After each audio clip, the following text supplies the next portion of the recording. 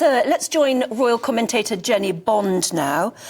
Jenny, it's good to see you. Hello. What were your thoughts when you saw that video come up with a very dignified, a very competent, a very good performance from the princess? But my goodness, didn't she look frail? Do you think she should have done that? Well, I agree with you. And she was so dignified. She showed such courage. And should she have done it? Well, I'm afraid to say that we, society, have probably forced her into that position. Forced her in that position by giving the oxygen of publicity to the frenzy on social media. What a cesspit that has proved to be. These internet trolls who've peddled absurd, vicious theories and rumours about her. And then the mainstream media almost got led by the nose, I think, in talking about that frenzy on social media.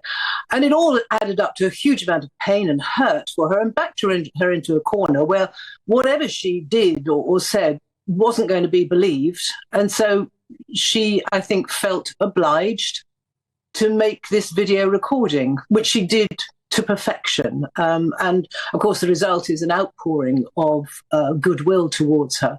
But what a lot of pain we've had to go through, she has had to go through in the months that have gone by because of what's been said in the internet.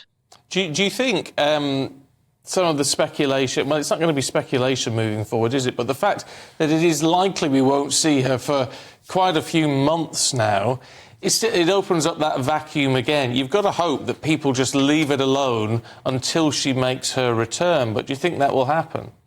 Do you know, if it doesn't happen, then I think we as a society need to look at ourselves and give ourselves a very big talking to.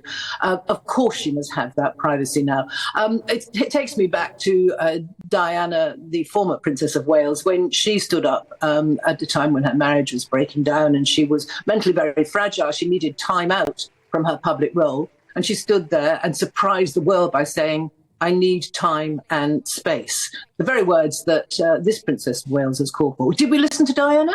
No, I don't think we did. Have we learned anything? It would seem to be not. What's gone on in the internet wasn't around in Diana's time. God forbid she should have been subjected to that same pain. So I think that we have to give her the privacy now that she has so charmingly asked for. Mm. What is it with us? Why are we so obsessed with Princesses of Wales when you think of it? I mean, the king, he is the king. He's got cancer. And yet this sort of crazy frenzy that we've just seen in the media hasn't happened around him, but it has around her.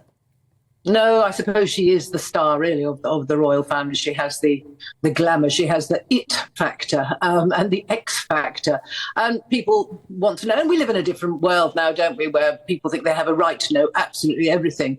The king has chosen to be a little more public from the start, but she wanted her privacy. People are different. Some people are very private about their health, and I think Catherine is one of those.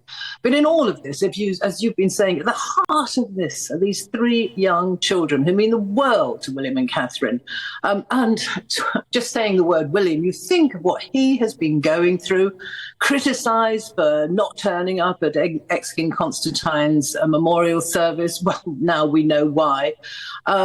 Criticised for not doing enough and absenting himself, for putting his family first. Well, good for him. What a lot he's had to bear. His mother died in a car crash. His brother is estranged. His father has cancer. And now his wife has cancer. I mean, that is one heck of a burden for him. Yeah, it certainly is. Jenny, thanks very much indeed.